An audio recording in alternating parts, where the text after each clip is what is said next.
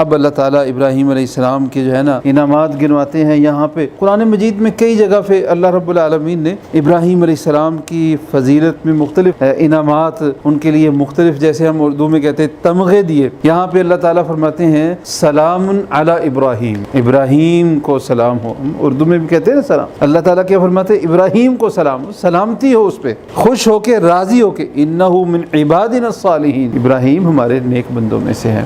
کذالک نجزی المحسنین، ہم اسی طرح نیکی کرنے والوں کو بدلہ دیتے ہیں۔ فبشرناہ بغلام حلیم، ہم نے اس کو خوشخبری دی۔ اللہ تعالیٰ کیا فرما رہے ہیں کہ ہم نے یہاں پہ ابراہیم علیہ السلام کو خوشخبری دی اسحاق کی، اسحاق نبیہ۔ اللہ تعالیٰ نے یہاں پہ پھر ان کو دوسرے بیٹے کی خوشخبری دی۔ پہلے بیٹے اسماعیل تھے اور دوسرے بیٹے ابراہیم علیہ السلام کو اللہ تعالیٰ نے کیا مقام عطا کیا؟